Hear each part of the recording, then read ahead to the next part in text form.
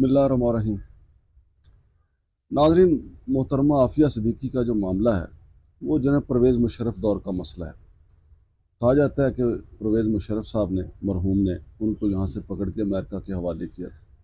بہرحال امریکی عدالتوں نے ان کو 86 سال قید کی سزا دی ہوئی ہے، اور کبھی ان کی حالت بہت زیادہ بگڑ جاتی ہے۔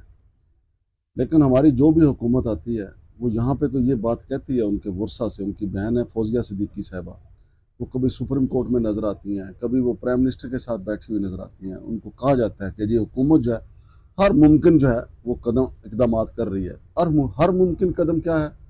ہر ممکن قدم یہ ہے کہ امریکہ کے ساتھ بات کرنے کی کوئی حکومت جرت ہی نہیں کرتی۔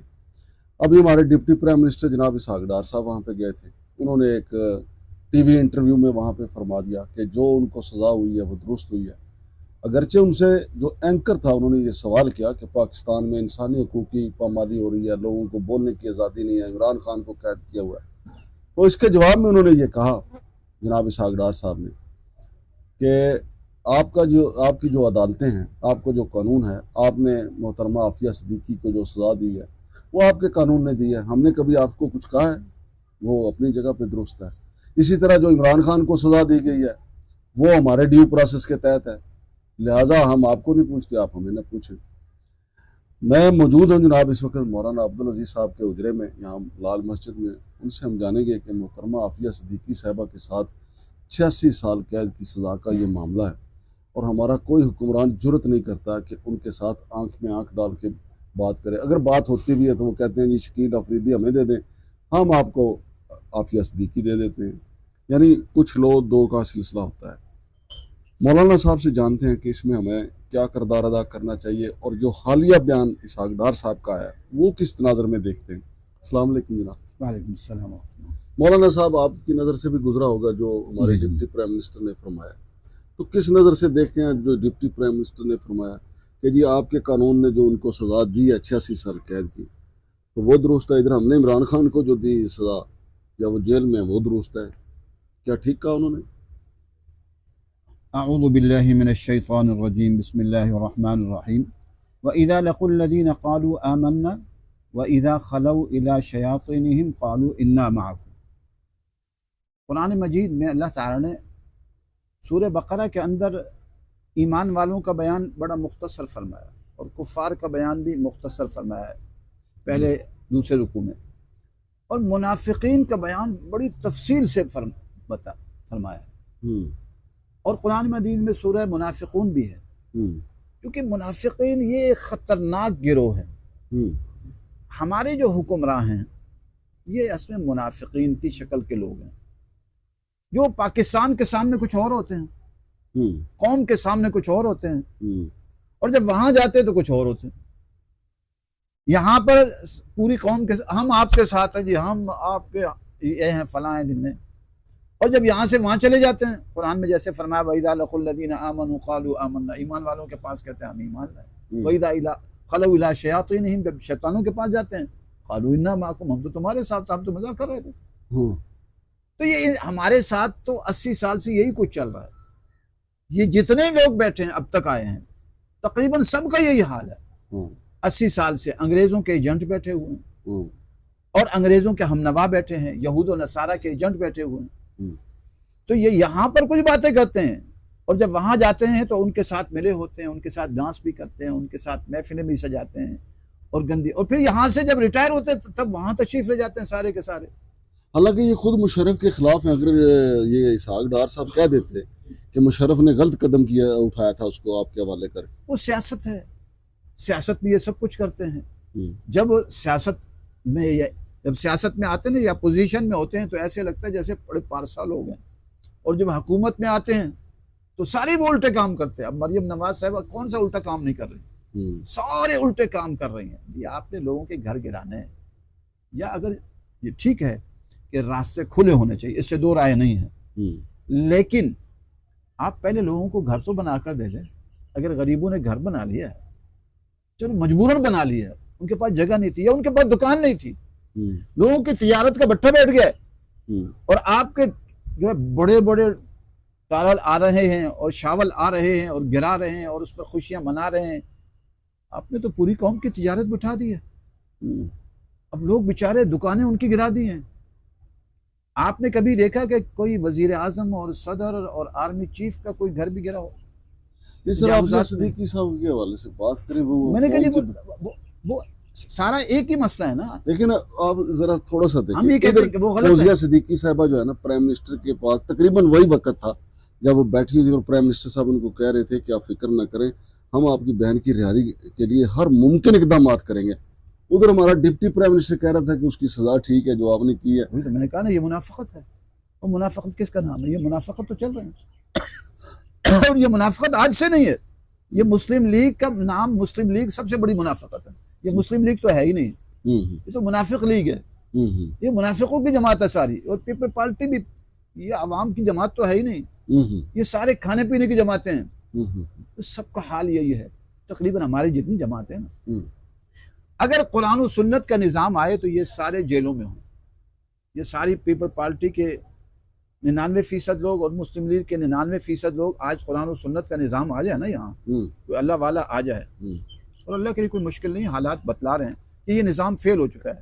عوام اس سے تنگ آ چکی ہے اور دعائیں کر رہی ہے یا اللہ اس سے نظام سے نجات دے دے. تو یہ 99% پیپل پارٹی بھی جیلوں میں ہوں گے.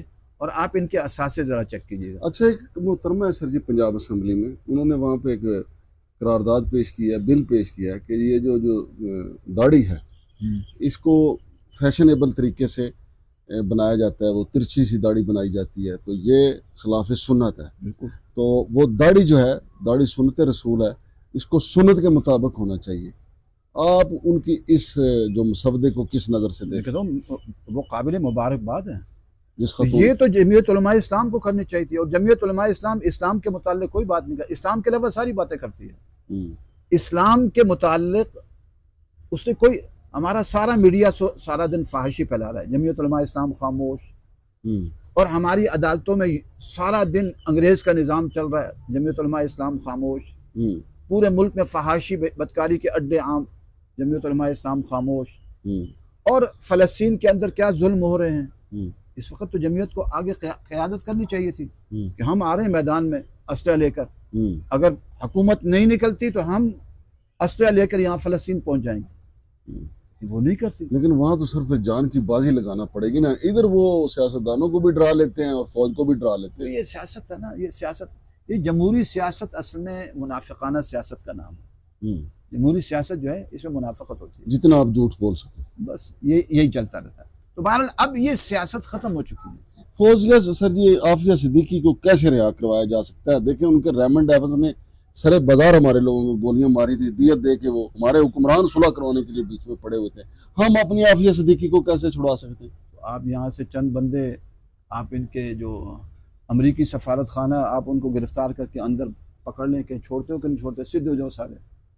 اگر کوئی مرد مجاہد ہو نا، حضرت عمر رضی اللہ تعالیٰ جیسا انسان، عظیم انسان ہو، اور پھر دیکھیں کہ یہ سب سدھے ہوتے ہیں کہ نہیں ہوتے. یہ منافق قسم کے لوگ، یہ بیچارے صلاح الدین ایوبی ہو، آپ ان کے سفارت خانے کے لوگوں کو پکڑ کے، ایک سفیر کو پکڑ کے لے آئیں کہ خبردار چھوڑتے ہو کہ نہیں چھوڑتے. اور اب تو وہ بیچاری سزا بھی پوری کر چکی ہے، اور سزا کی کوئی حد بھی ہوتی ہے نا. پہلی بات تو یہ سزا بنتی ہی نہیں ہے اس پر. اور جو اوپن ٹرائل تو نہیں ہوا، ہمیں تو نہیں پتا اس نے وہ جرم کیا بھی ہے یا نہیں کیا. میں تو کہتا ہوں عمران خان کو بھی چھوڑنا چاہیے، یہ بھی غلط ہے. ہمارے ملک کی جو سزائیں ہیں، جو عدالتیں، یہ بھی غلط ہیں. عمران خان کو آپ سمجھتے ہیں کہ وہ سزا جو اس نے اقوام متحدہ میں کھڑے ہو کے تقریر کی تھی یہ اس کی سزا؟ اس کا تو مجھے پتہ نہیں، لیکن بہرحال نسبتاً وہ حق بات کرتا تھا، نسبتاً حق بات کرتا تھا. میں اس کی جو جماعت ہے اس میں بہت سارے کمزور لوگ ہیں. لیکن جب عمران خان سر وہاں گئے تھے نا امریکہ، اس وفد میں بھی تھا، صحافیوں والے وفد میں نا، تو جب وہاں پہ سب لوگ اکٹھے ہوئے تو عمران خان صاحب کی طرف سے ان کے جو ساتھ پروٹوکول والے لوگ تھے، صحافیوں کو کہا گیا کہ جب ٹرمپ کے ساتھ بیٹھے تو عافیہ صدیقی والا سوال نہیں کرنا. یہ تو ہے ہمارا بہرحال ملک کا جو سارا المیہ ہے، یہ تو 80 سال سے ہم یہود و نصارہ کے ساتھ ملے ہوئے، یہود و نصارہ کے ساتھ ملے ہوئے. لیکن اللہ تعالیٰ کا بھی ایک نظام ہے کہ اللہ تعالیٰ حالات دن بدن سخت کرتا ہے. لیمیز اللہ الخبیث من الطیب، تاکہ اللہ تعالیٰ فرماتے ہیں تاکہ میں خبیث کو پاکیزہ سے علیحدہ کر دوں. اب حالات ملک کے ایسے بنتے جا رہے ہیں کہ خیبر پختونخوا رات کو بند، بلوچستان رات کو بند، ہوں، اور بہت سارے علاقے سندھ اور پنجاب کے بھی بند، اور سارا دن چوریاں اور ڈکیتیاں۔ ہوں۔ اس کا ایک ہی حل ہے کہ اللہ کا نظام نافذ کریں۔ اور وہی جو بلوچستان میں سر غیرت کے نام پہ لڑکے کو مارا گیا اور بعد میں اس کی تحقیقات بھی سامنے آئی، وہ 5 بچوں کی ماں تھی، مرد جو ہے 4 بچوں کا باپ تھا، تو وہ آپس میں پہلے دونوں قبیلے راضی ہو گئے کہ چلو بچوں کے لیے قبول کر لیا، لیکن بعد میں پھر بھائی نے دونوں کو گولیاں مار دی۔ کیا اس کے بارے میں دیکھیے اس پہ میں تو یہ کہتا ہوں کہ حقیقت کیا تھی، وہ اس کے لیے بھی جو فیصلہ ہو اس کے لیے علماء کی ایک جرگہ قائم کرنا چاہیے، اور علماء جو فیصلہ کرے وہ کرنا چاہیے شریعت کے مطابق؟ ہاں، شریعت کے مطابق۔ اس طرح اگر کوئی کسی لڑکی کے ساتھ محبت کی شادی کر لیتا ہے اور وہ آپس میں چلے بھی جاتے ہیں، لے بھی آتے ہیں لڑکی کے ساتھ محبت، تو اس میں یہ نہیں ہے کہ آپ اس کو قتل کر دیں، جیسے ہمارے بعض علاقوں میں، ہم خود بلوچ ہیں، ہمارے بلوچوں میں یہی ہوتا ہے، یہ مناسب نہیں ہے۔ ہم کہتے ہیں آپ ان کو زیادہ سے زیادہ اپنے علاقوں سے نکال دیں، چلے جائیں، لیکن اگر محبت کی شادی کر لی ہے تو محبت کی شادی ایسا نہیں کرنا چاہیے، والدین کے مشورے سے ہونے چاہیے، لیکن اگر کر لی ہے تو اتنا بڑا جرم نہیں ہے کہ آپ اس کو قتل کر سکیں، قتل کرنے کی اجازت نہیں۔ یہ پنڈی میں لڑکی کو گلا دبا کے مار دیا، کل اس کی قبر کشائی ہوگی پیر کو، تو اس بارے میں بھی کچھ کہنا پسند کریں؟ دیکھیے اس کی بھی یہی جرم تھا، محبت کی شادی۔ یہ تو پورے ملک کا حال اس وقت یہ بنا ہوا ہے، تو اس لیے اس وقت جو ہمیں مجموعہ ہے اس کی بات کرنی چاہیے۔ ہم تو یہ عرض کر رہے ہیں جیسے ریڑھ کی ہڈی ہے، اگر یہ ریڑھ کی ہڈی متاثر ہو جائے تو انسان بیچارہ کیا چلے گا کرے گا۔ تو ہمارا ملک کا جو نظام ہے جسے ریڑھ کی ہڈی کہتے ہیں، وہی ساری انگریزوں کی چل رہی ہے، اس کو بدلنے کی ضرورت ہے، اس کو قرآن و سنت کے مطابق کرنے کی ضرورت ہے۔ آپ سمجھتے ہیں سر جیسے داڑھی کے حوالے سے مسودہ آیا اس بی بی کی طرف سے، تو صوبائی اسمبلی یا قومی اسمبلی سینٹ میں ایسا مسودہ آنا چاہیے کہ یہ چکلے ختم کرنے کے لیے، ملک سے زنا کو ختم کرنے کے لیے، مردوں کو 4 شادیاں کرنے کی حکومت سپورٹ کرے سر؟ کیا سمجھتے ہیں؟ دیکھیے ہماری اسمبلیوں کے اندر جو اکثریت بیٹھی ہے نا، یعنی 90-95% وہ سارے وہ لوگ بیٹھے ہیں جو دین سے دور ہیں اور فاسق فاجر ہیں اور بے دین لوگ ہیں، تو ان سے کوئی ویسا مسودہ آنا تو ظاہراً ممکن نہیں ہے۔ اس کا راستہ تو یہ کہ یہ قوم کھڑی ہوگی انشاءاللہ۔ ہمیں جو نظر آ رہا ہے کہ قوم اس نظام سے تنگ آ چکی ہے، تاجر تنگ آ چکے ہیں، اور ہر طبقہ اس نظام سے تنگ آ چکا ہے، اور یہ گرمی کا سخت موسم ہے۔ اب ہمارے خود علاقے کے اندر انہوں نے مجھے ایک رات اپنی دیکھیے 11 بجے کا ٹائم ہے، ہمارے مدرسے کے سارے بچے وہ جو جاگ رہے ہیں گرمی سے، اور مچھر انہیں کاٹ رہے ہیں، انہیں فکر ہی کوئی نہیں، اور یہاں اے سی چل رہے ہیں۔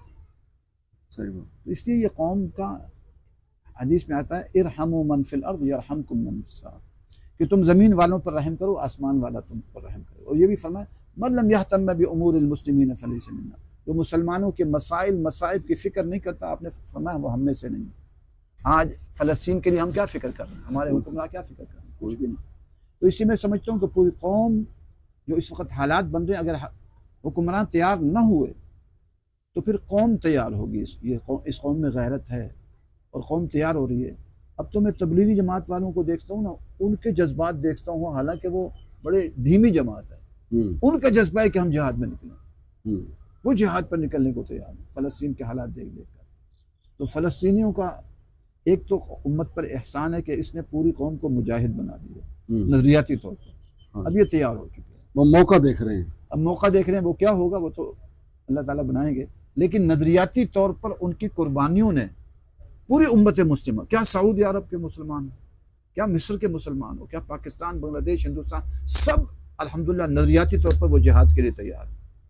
اور جب موقع ملے گا تو انہیں کہ کلاشن کاف اٹھانی ہے اور یہاں سے 40-50 لاکھ فوج نے موو کر جانا ہے وہاں فلسطین کی طرف اور اسرائیل کی طرف، اور اسرائیل کا پتہ ہی نہیں چلنا انشاءاللہ۔ بہت شکریہ مولانا صاحب۔ تو ناظرین، یہ مولانا صاحب کے نظریات، مولانا صاحب کی سوچ آپ نے دیکھی۔ وہ ہر صورت یہ چاہتے ہیں کہ ہم فلسطینیوں کی مدد کریں کسی نہ کسی طریقے سے، اور یہ بات ان کی درست ہے کہ پوری قوم، نہ صرف پاکستانی قوم، پوری جہاں جہاں مسلمان بستے ہیں ان کے دل جو ہیں وہ مسلمانوں کے ساتھ، غزہ کے مسلمان بیچارے اور لاچار مسلمانوں کے ساتھ دھڑک رہے ہیں۔ اور عافیہ صدیقی کے حوالے سے بھی ان کا موقف بالکل درست ہے کہ ہمارے حکمران جو ہیں، جو بھی ہوں، وہ اس معاملے میں بے حسی دکھائی دیتے ہیں۔ شمشاد مانگٹ اور مولانا عبدالعزیز صاحب کو اجازت دیجیے۔ اللہ حافظ۔